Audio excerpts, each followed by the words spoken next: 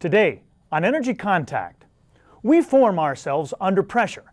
It's how we respond to that pressure that makes us look the way we look, act the way we act, think the way we think, and feel the way we feel. Well, we're about to look at the pressures and the forces that build us and make us alive. Things that make us sick and healthy, or pretty or ugly, things like that. So hang on, because we're about to do very well under pressure.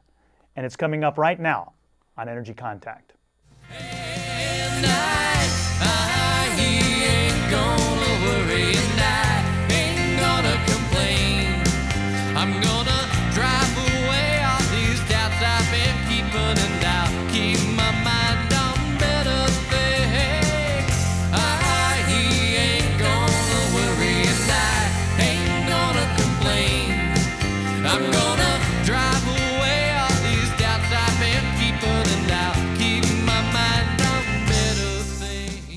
Hello, and welcome to Energy Contact. My name is Joseph Willenbrink. Thank you for joining me today, and thank you to the production staff here in the studio for helping me get my message out to you.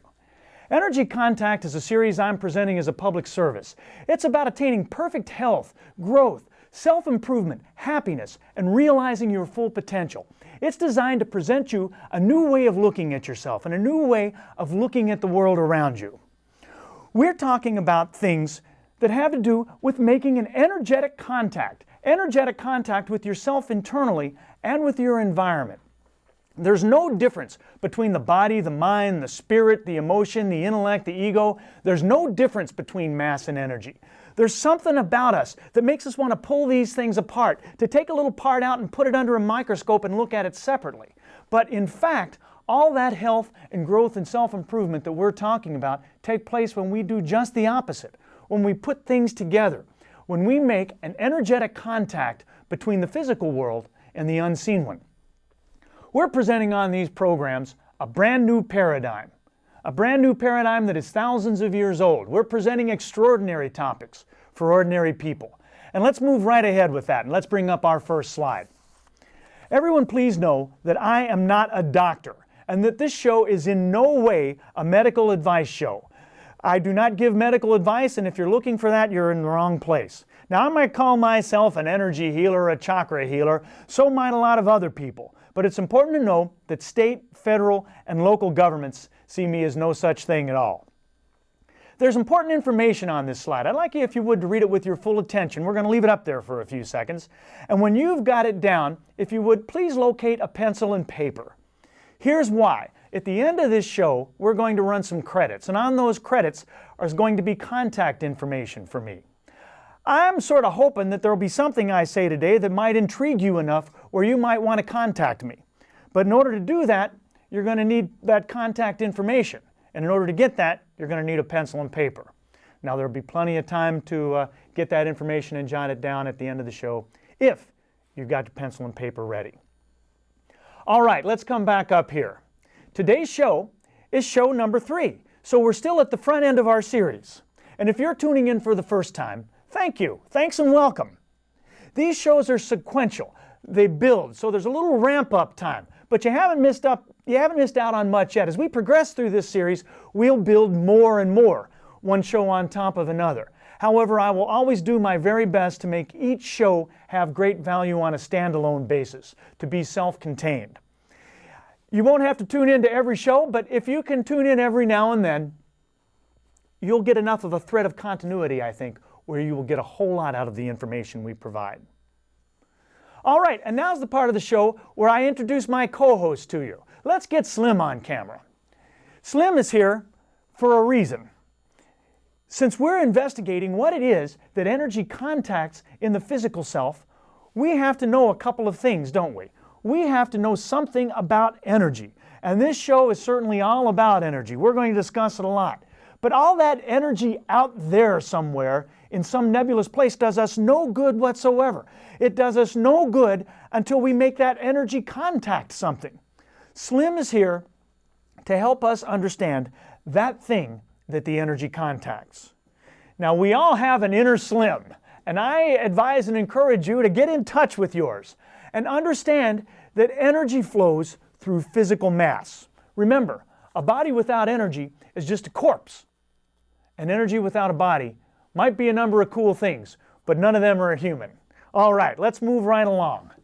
Previously, we've been discussing how we've built ourselves to our own specification, precisely, meticulously, deliberately, if unconsciously. If you don't like the way you're built, well, you're the one to blame then. But don't worry about that. On Energy Contact, we're not about blaming, we're about growing.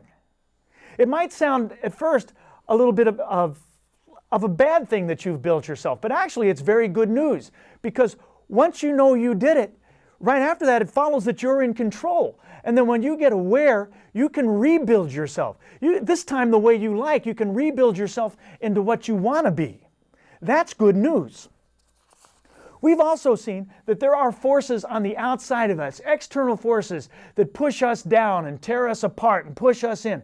Gravity, entropy, energy. We saw that these forces are nature and that nature always wins. So, with respect to those external forces, you've got two choices: cooperate or lose. It's that simple.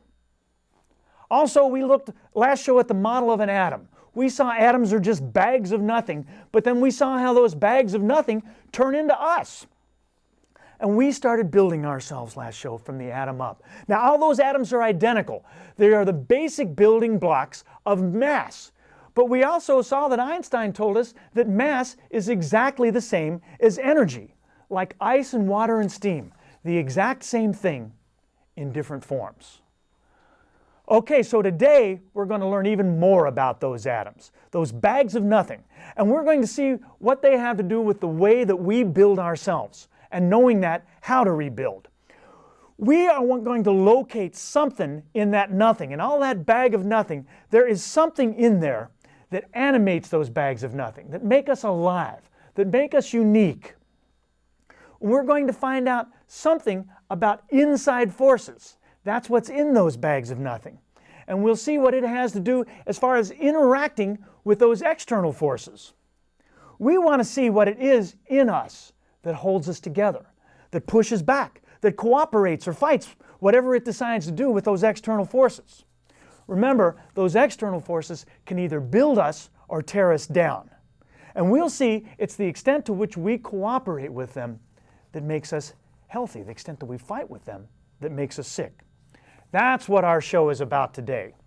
But first, let's everybody stop and take a big deep breath, because now we've come to the part of our show where we get to visualize, where we take our virtual field trip. We're going to take a virtual field trip about this part of every show to see if we can look at an everyday thing and derive some sort of lesson from it.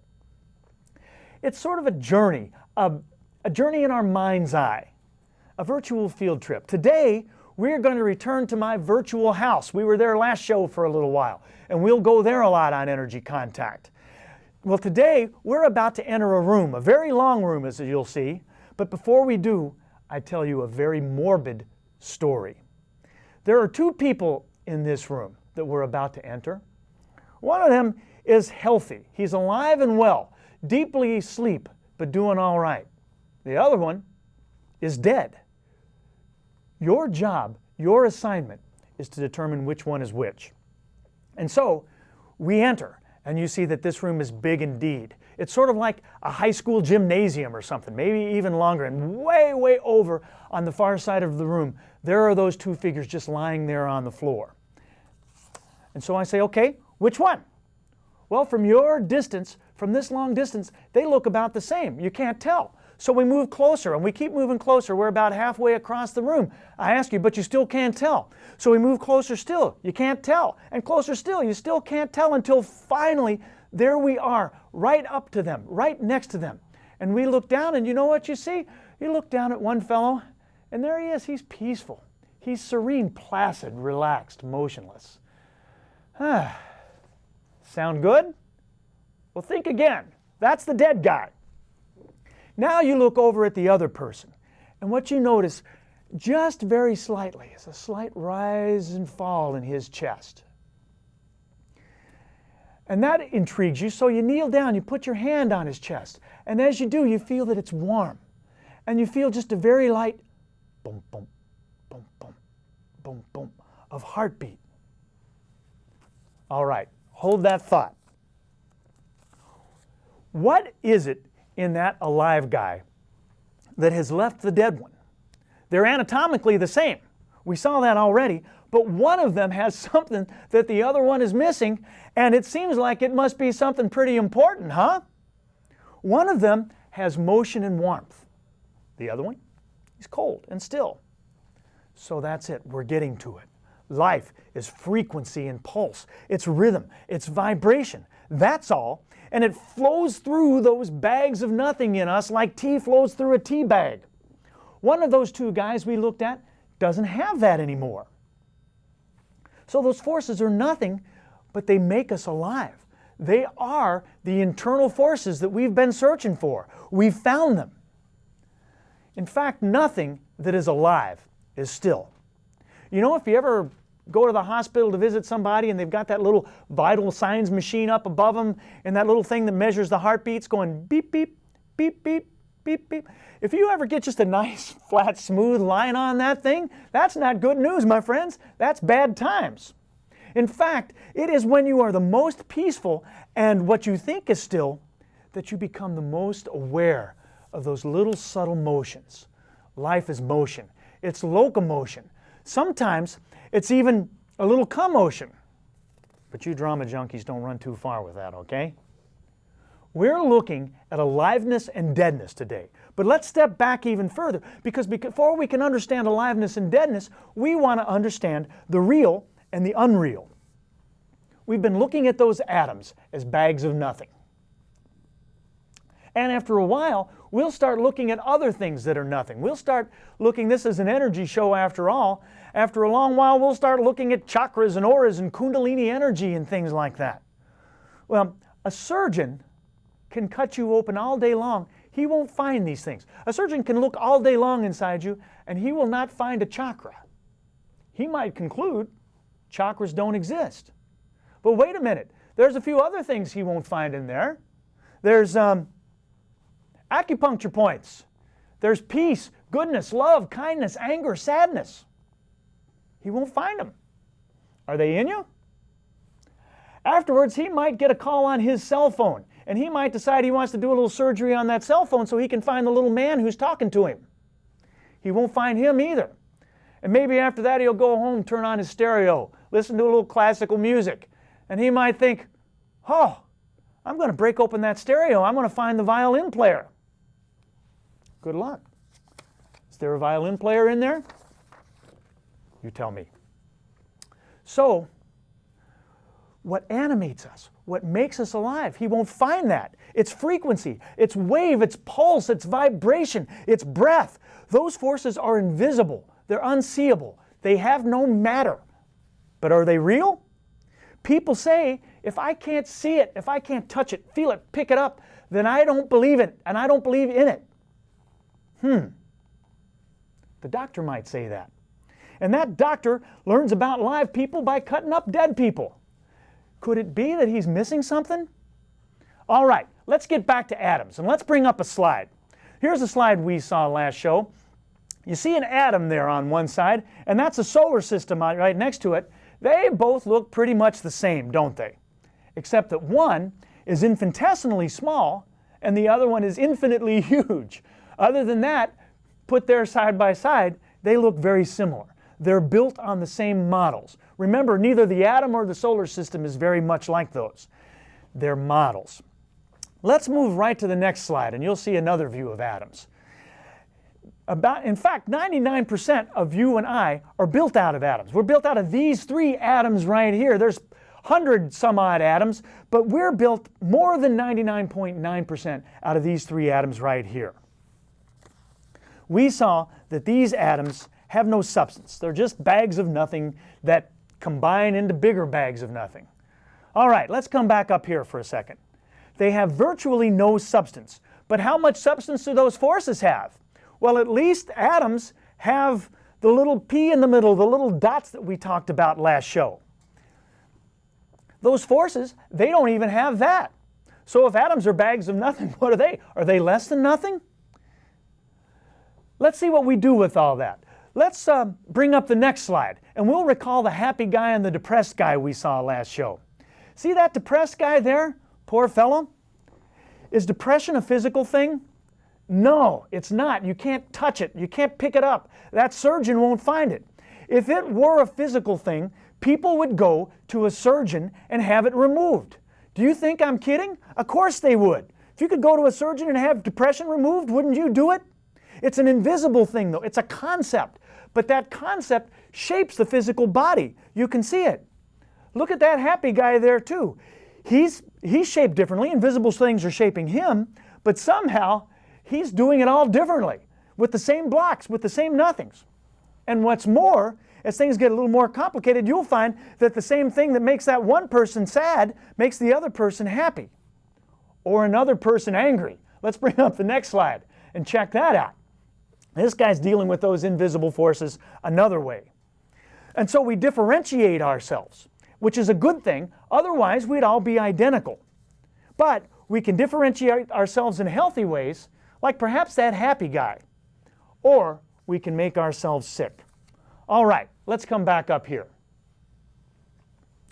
So, let's imagine something else. Let's imagine that there you are in your living room watching Energy Contact, and I walk in. So I'm on your TV, and then I walk in person, and I have a projector, and I set it up, and on this projector is a movie of me.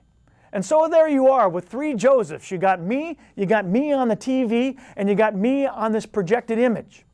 About that time, the projector Joseph says, he kind of nudges his head this way a little bit, and he says, hey, don't listen to him. He's not the real Joseph. I'm the real Joseph. And you say, what? He says, yeah. He said, I've got about as much real mass and real energy as he does. He's told you that himself. So maybe I'm the real Joseph, and maybe he's not. Now remember, you're having a conversation with the movie projection here. But wait a minute, he could be right. How do you know he's not the real me? Which me is real? Well, here's what you might do. You might think for a second, and then you might reply back to projector Joseph. You might say, you know what? You can't be the real Joseph.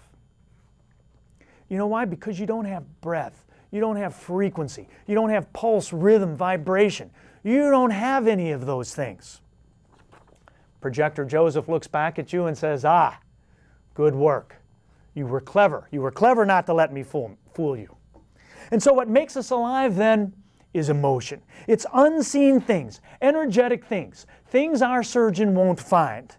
And they come from within us, from unseen internal forces within us. As we'll see in a few shows, they come from our core. Fact is, just as an aside, perhaps none of those three Josephs in your room are the real me. But we'll get a little trippy from there, so we'll keep it simple for now. All right, previously I told you about the models and actors who come to me. People who come to me because they're not pleased with their physical shape. Now I like to think that in my work I help people who are doing more things than cosmetic things, but they're good examples for this show because they're interested in physical changes, and we want to see physical things. We want to look at physical things we can see. So here's this model. She's walking around my living room. She's twisting this way and that way. And she's examining what she perceives to be her flaws. And she's wondering how they got there. She does not believe me at first when I tell her she built herself that way. She says, but I don't like this, and I don't like this.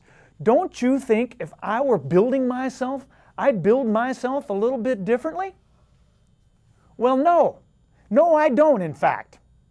And we're about to see why. How we look depends on what we do with those bags of nothing. We've established that. We can inflate them, deflate them, armor them, expose them, collapse them, embrittle them, compress them, all sorts of things. And those emotions, those unseen things, those energetic things are what build and shape and animate all that. And these forces come from internal sources.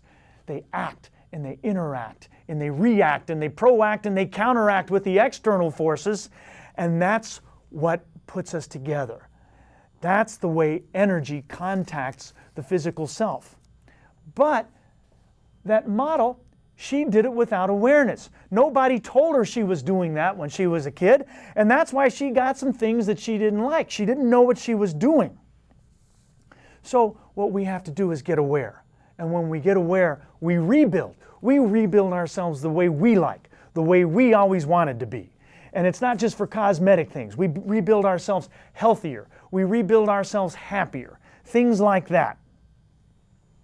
So, we have a puzzle to solve, huh? If we want to rebuild ourselves, then we might want to go back to where we started building ourselves in the first place. Because before we can rebuild ourselves, we have to find our way back there, I think. We have to find where and when was that. And that brings us back to pressure, as we're about to discover. Let's start with a story. Let's say you see a friend one day. You bump into a friend, and you say hi, you start to talk to him about something, and he just snaps at you. He goes off on you, unprovoked, out of the blue. Later, he apologizes. And he says, goodness, look, please forgive me. I'm sorry I was so rude. I've just been under so much pressure lately. I've been under so much pressure. We talk about pressure, don't we? Where does that pressure begin? Well, we started building ourselves in the womb at least. Perhaps we have multiple births. Perhaps we built ourselves many, many wombs ago. But that's beyond the scope of energy contact today too. So we're going to start our show today from this birth, from this conception. So if you don't go for all that other stuff, don't worry, you won't get lost. All right, long before our first breath, long before we made it out here, we felt pressure. And we felt plenty of it too. That pressure you felt in the womb was the first pressure you ever knew, and it was the worst pressure that you ever knew. In fact, pressure, compression, that's probably the first sensation of any kind that you ever felt. When you were inside your mom and she twisted and compressed that compartment you were in, don't you think that you felt that? Don't you think that squeezed you a little bit? I think so.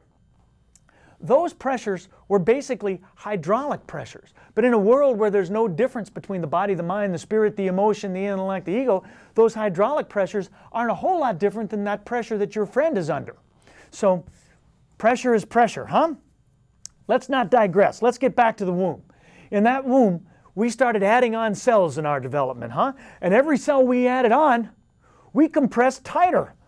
And we had to push out, we had to push against that pressure just in order to make room for us. We had frequency and pulse and rhythm and vibration and stuff going on there, but we had to push out just to make room for those things to happen. Fortunately, those internal forces, they empowered us, they gave us motion, they gave us strength. But the more we grew, the more the pressure in. Therefore, the harder we had to push, until finally one day, all the pushing we couldn't do in there was enough. We had to push out. You can hear mothers who've had a few kids, they'll compare them, they'll compare their pregnancies. They'll say things like, you know, when I was pregnant with Billy, he just carried himself in there so nicely. He was calm and sweet and docile the whole time. But Susie, oh, she was a hellion. She kicked and pushed and twisted around. Well, the fact is that was years ago. Susie might be an adult now. She might still be kicking and turning and twisting around. In the womb, though, that's where it started. That's where we started making our choices. We started making our choices whether to collapse or to push back. And we made them iteratively, regularly. Let's flash that forward. Let's bring that to an adult happy guy. Let's bring up our slide again. And an adult depressed guy for that matter. See how that depressed guy, he's collapsing. He's buckling under the pressure. Maybe he did that in the womb.